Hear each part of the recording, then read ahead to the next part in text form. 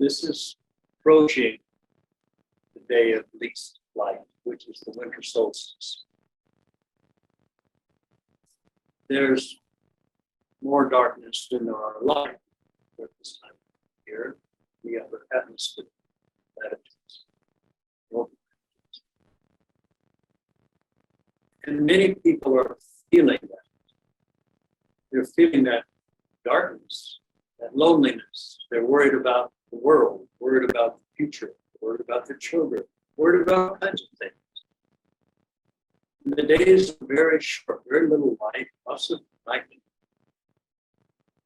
But this is also a wonderful time of transition. This is a time when, starting in just a couple of days, every day there will be a little bit more light, physically and spiritually. Traditionally, this is the time of year when we do introspection. There are two modes in our world here today. One is extrovert, which is extrovert energy, pushing out, and there's introvert energy. The extrovert energy begins really at the spring equinox. And it goes every day, more and more light, more and more light, less and less darkness. It actually starts at the winter solstice, but at the equinox, it really begins. That's when you plant your seeds. That's when you cultivate fields. It's a time of growth and expansion into the day of greatest light. And there's more light than any other day in the year, and that would be the summer solstice. And then the extrovert energy starts to decline, and the introvert energy starts to reassert itself until you get to the fall equinox, where they're equal again, like in the spring. And then every day after the fall equinox, it becomes more predominantly introvert, looking inward. This is a time when you do your taxes. This is a time when you look at your crops. This is when you look at your life. This is a time when you take a value and look at what are the things in your life that are adding to your spiritual awakening. And what patterns and what circumstances have you held on to that have kept you from your spiritual growth? We all have times and events and people that, well, we've known them our whole life, but they're not really advancing us. And this is a time to pay attention to that. It's a time of reevaluating your life. I'm at the winter solstice of my life. I'm approaching the day of greatest darkness, my age. So I'm looking at things that are moving me forward right now. They're enhancing my life and enhancing spiritual growth. I'm drawn more tightly toward people who are interested in enlightenment and interested in bettering their spiritual practice, who are willing to let go of old techniques and old ideas that maybe they've had for 30, 40 years, letting go of those ideas for something that would be a little bit more appropriate for their new stage of development. So this winter solstice that's coming up in a couple of days is very, very important. If you're in Las Vegas, we're going to go out and see some places of power nearby. The Mojave Desert up here is quite powerful. We're going to do some exploring. Winter solstice is important. It's a good day. It's a good day for looking at yourself and seeing what's working and what's not working. Are you willing to let go of those things that you've been hanging on to? Because one day it might be of value. I think many of us are spiritual hoarders. We hang on to old concepts and old things that worked maybe 20, 30, 40 years ago. But if you really take a cold, hard look at it right now, it's not advancing. Maybe it's time to find another meditation practice. Maybe give up your practice of watching your breath and go into some mantra, maybe. It might be moving from Hinduism into Buddhism, Buddhism into Hinduism. Who knows what is going to advance you? And you are the only one that can decide that. And you can decide it. It's within your power during this time of year to evaluate your life and start letting go of old techniques and old things that just aren't working anymore. And to adopt a new way, a fresh way. It's also a time, many times for some of us, myself included, where we experience loss. It could be a relationship that's kind of gone away for a while. It could be where you've lived, having to move, having recently relocated. It could be some financial disaster that you're having to work through. It might be someone close to you passing. It could be the loss of a job, loss of a car, loss of a wallet, all kinds of losses. But these are just things. These are things that you won't take with you into the next life. What you will take into your next life is your connection to spirit. And how have you polished that connection? How have you made that connection like an optic fiber? Nothing between you and that connection. Sit down to meditate. Stop your thought. Seek that higher self. Are you focused on your third eye and your crown? Or are you focused on your second chakra or your lower chakras in your meditation? Where are your thoughts going? We are like a tree. We have these branches out. And the energies of the world come by and they land on the branch and start building a nest there. Oh my God. They're going to repossess God. What if you can move above that? What if there's no branch for those birds to land on?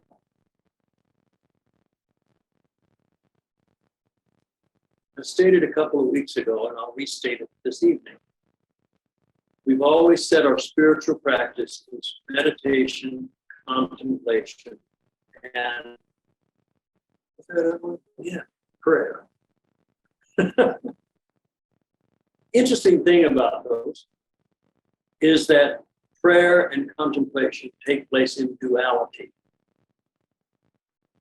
When you're contemplating, you're reading a book, or you're thinking of some philosophy, or you're trying to work things out, come up with some cosmology that will help you figure all this infinite stuff out. That's duality. It's you and that. When you're praying for a change. Oh God, up there, make a change out there or in here. It's duality. But when you meditate, it's oneness. When you stop your thought, there is no duality. If you hold that thought stoppage for a while, it exalts your consciousness into samadhi, which I've talked about before.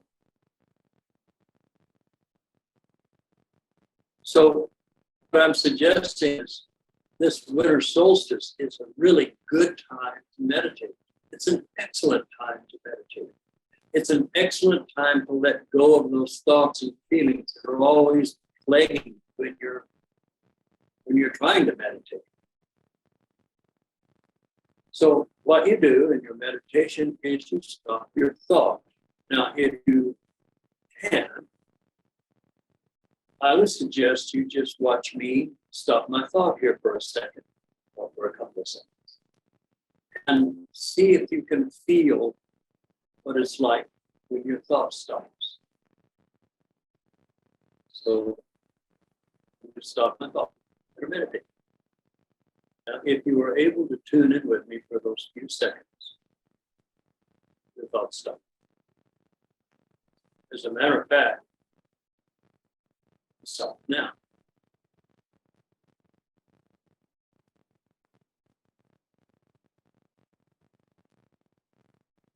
And during that time, we really didn't have a name or anything, did we? We were just present. There was no history, there was no future. There was no accomplishment. There was just oneness.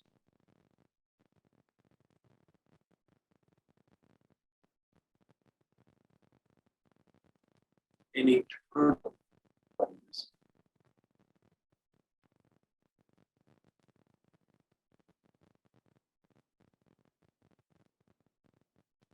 And so you ask yourself,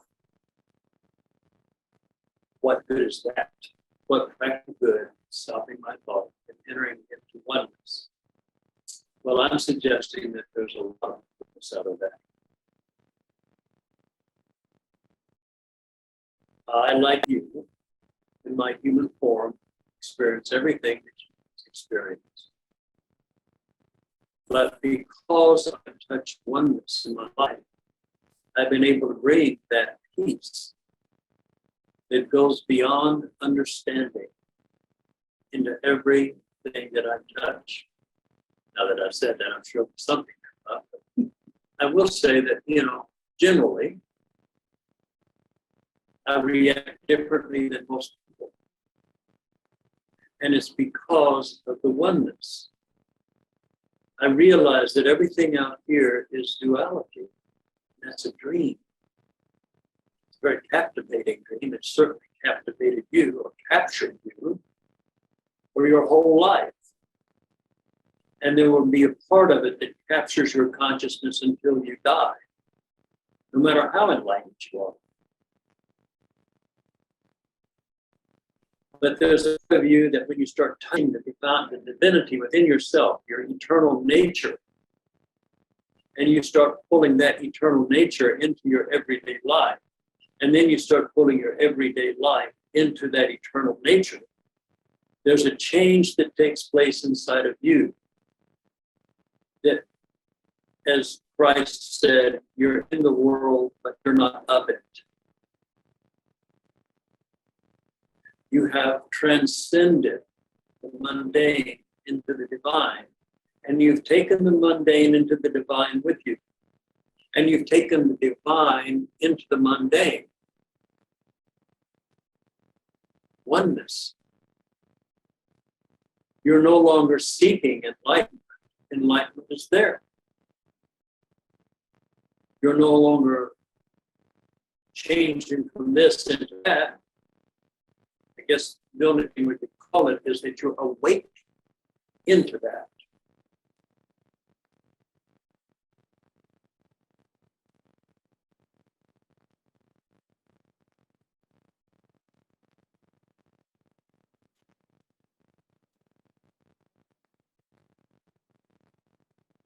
Good.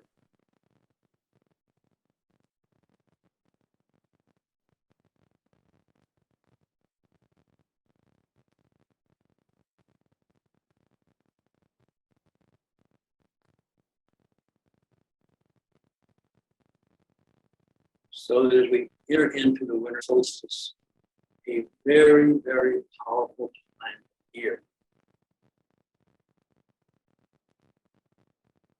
Between you and me, Jesus was not born on the winter, on this time of year. He was born. You don't collect taxes in the middle of winter.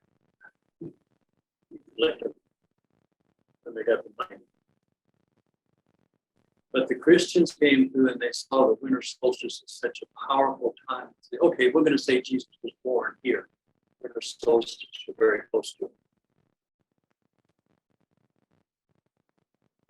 So I think it's a really holy time. And I celebrate the birth of Christ, no matter when he was born, or whatever. Christ's nature is in all of us. You can call it Christ. You can call it Buddha nature. You can call it anything you want. But it's your divine self awakening from its sleep, its dream. And the more that you can awaken from your sleep and dream inside of this body, then that's your connection to spirit becomes more viable and more practical. Things don't upset you that used to upset you. Things don't bother you that used to just set you off. You move beyond this world into the world of life, and it's delightful.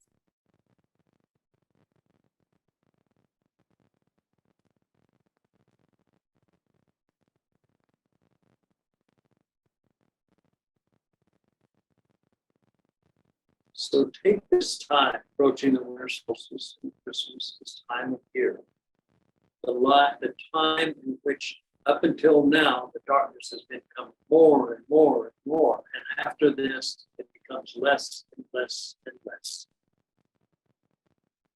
It's a time of letting go of things that no longer work.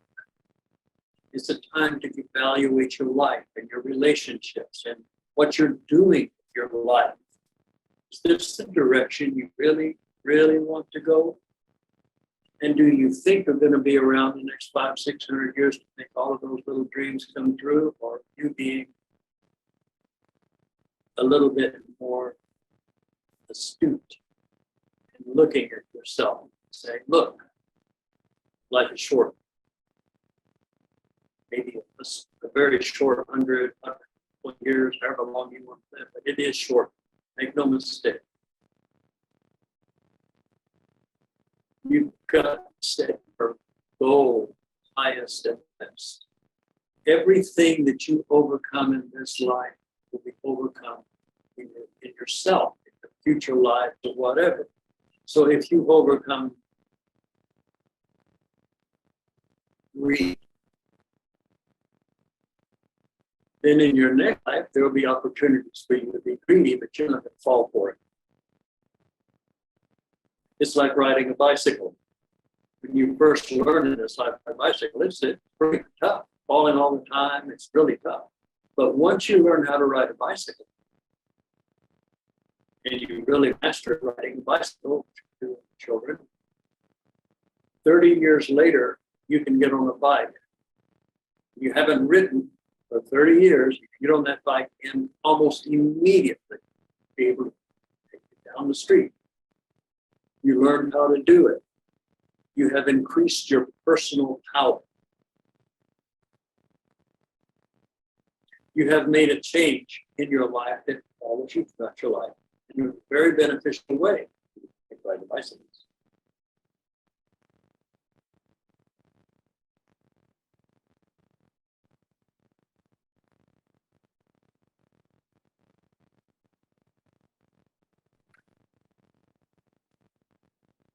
So solstice energy is just amazing.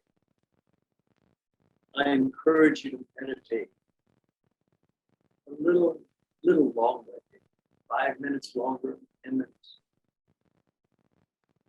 If you haven't done it, or you haven't done it for a while, set up a meditation table again. Set up a place inside your bedroom that's private, just for you. Sit down and meditate. And just get up 5-10 minutes early. I think it was the Maharishi said that 20 minutes of meditation is worth 2 hours of sleep. So don't think that you're giving up any sleep to meditate. You're actually gaining rest. But take a time to meditate. Set up a practice that fits you. Not what other people tell you to do, but what really works for you. Is it listening to music? Is it looking at a yantra? Is it saying a mantra? What is it that gets you into your higher self? Watching your breath. So many ways to meditate. Find one that works for you, but don't get stuck on it. As you evolve, your meditation will evolve. As you practice seeking the higher self, the higher self will reveal it more to you, and your concept of what God is, what Christ is, or what Rama is, or what Buddha is, or whatever. They will all start to change. As you change, you awaken more, your idea of the divine awakens too. And so again, this is a good time of year to let go of old concepts that no longer work. But seek the highest and the brightest within yourself. It's you this is all about. Everything outside of you that you perceive outside of you is actually going right inside of here, inside your skull. That's where all these realities are. You think they're 100 feet away? No, it's inside here. You're seeing something 100 feet away, and your brain is putting it together in a holodeck inside of yourself. It's personal. Your reality is personal to you. No one else has it. No one is inside your skull. This is your life.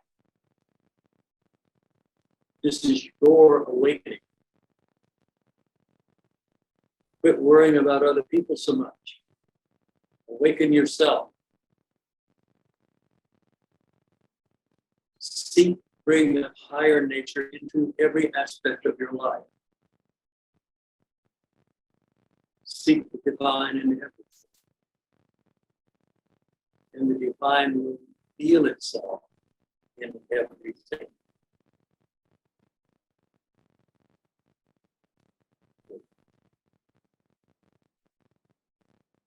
I always appreciate it. Write me questions or comments. If you'd like to Zoom with me, I'm available. I'm only interested in trying to get enlightenment. So I'm here to work with you. So let me know. Write me your questions, your concerns, your things. I'm fine. And determine in your life that you're going to have the very best year yet, no matter what age you are. Determine that this next year, you're going to bring the divine into the mundane. Take the mundane into the divine. And in all of that, you will no longer react the way you have your whole life. You will react from a self-centered point of love and expansion.